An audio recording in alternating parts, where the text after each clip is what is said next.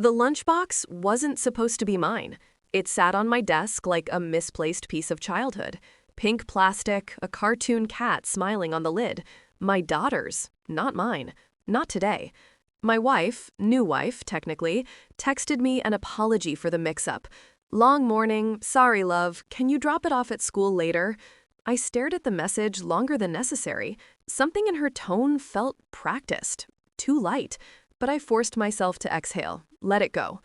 My colleague, Harris, wandered by, former doctor, now a consultant, who claimed he left medicine because people lie too much in that field. The irony never missed him. He laughed when he saw the lunchbox. Cute, you packin' Hello Kitty now? I opened it, if only to laugh with him. The world slowed. Inside, the sandwich's color was wrong. A faint chemical sheen clung to the meat. Not mold, not rot, something else, something unnatural. Harris's face drained of color. His hands shook. He didn't blink. Get your daughter, he said, voice low and brittle. Go to the hospital, immediately. My throat tightened. Why? He swallowed hard. I can't explain now. Just go. If she eats this, she won't survive. The room tilted around me. I didn't argue. I didn't breathe.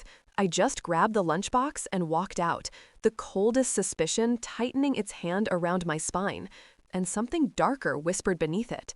A mistake? Or something else? The hospital lights felt harsher than usual, buzzing like insects trapped behind glass. While the toxicology lab took the lunchbox, I paced the waiting room. Not panicked, not yet, just listening to myself unravel.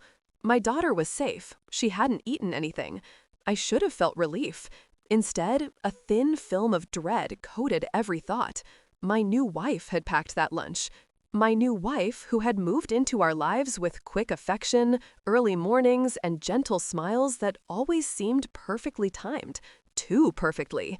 I remembered the first odd moment, the phone call she silenced when she thought I wasn't looking, the way she lingered over my daughter's food, adjusting ingredients she insisted were healthier, the day she replaced all the kitchen spices with brands I'd never seen before. I told myself it was harmless. I told myself I was paranoid. Grief widens cracks. Remarriage is supposed to seal them, but the seal never truly held, not for me, not with her. And now, this.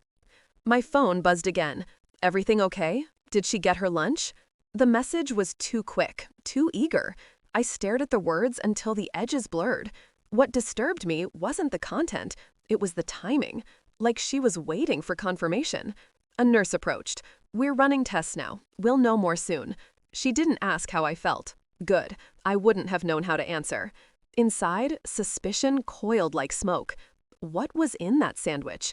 And why did my wife pack it with such care? I didn't confront her, not yet. Instead, I went home.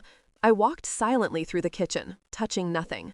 I traced her steps in my mind, her morning routine, her careful slicing, the gentle humming she always projected like a woman without secrets. But I knew better. I checked the trash first.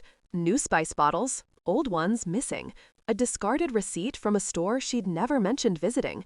My heart held steady, even as my thoughts sharpened. This wasn't fear. This was calculation. I searched her drawers next, not violently, methodically. A second phone, turned off, hidden beneath scarves she never wore. A list, handwritten, of my daughter's routines, lunch preferences, allergies, pickup times. Too detailed, obsessive. And a small vial with a faded label from a pharmaceutical supplier I recognized from Harris's stories. The name was blurred, but the first letters, Oxy. Enough to freeze my breath. I photographed everything, cataloged it, didn't touch the vial. When she came home, she kissed me, soft, warm. I let her. My own face stayed calm. She didn't notice the way my eyes studied her, measured her. At dinner, she laughed at something trivial. I watched the way her hand brushed my daughter's hair. Overly tender, almost rehearsed. On the outside, I was a doting husband eating overcooked pasta. Inside, a storm carved itself into my ribs. Later, while she slept beside me, I studied the rise and fall of her breath. So steady, so comfortable, but the space between us felt colder than the hospital floor. By morning, the hospital had called. They had the results. The doctor placed the report in my hands without embellishment. Traces of a toxic compound, slow acting, easily disguised, potentially fatal in a child's dosage. No accident, not remotely. My fingers tightened around the paper, but my pulse remained steady. Too steady. Do you know who prepared the lunch? The doctor asked. I nodded once. I went home and found her in the kitchen, arranging flowers like it mattered. She smiled. You look pale. Everything all right? I set the report on the counter between us. No words, just truth, like a blade. She read it. Color drained from her face. Her mouth opened, empty, scrambling for innocence. I... I don't understand. I watched her without blinking. Try again. She crumbled, a soft, wet collapse of excuses and trembling denials. I felt nothing, only a click inside me, like a lock opening. I didn't yell, didn't rage.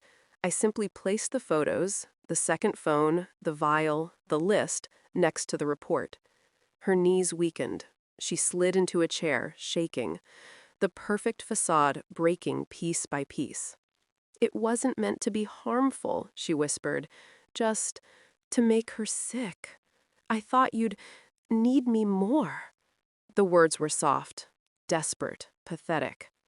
You used my daughter, I said quietly, to secure your place. She reached for me. Please, listen, I love. I stepped back. Her expression shattered, finally understanding. I called the police in front of her, calmly, methodically.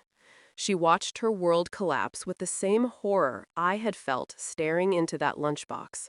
Justice didn't need volume, just precision. The house feels different now. Quieter, cleaner. My daughter sleeps safely down the hall, breathing softly, unaware of the storm that nearly swallowed her. I stand alone in the kitchen, the same counter where she once arranged flowers, pretending to be part of a life she tried to poison. People think betrayal is loud. It isn't. It whispers. It smiles. It packs lunchboxes. I place the empty pink lunchbox on the table. A reminder, not of danger, but of clarity. I'm done searching for monsters. I know exactly where they hide now.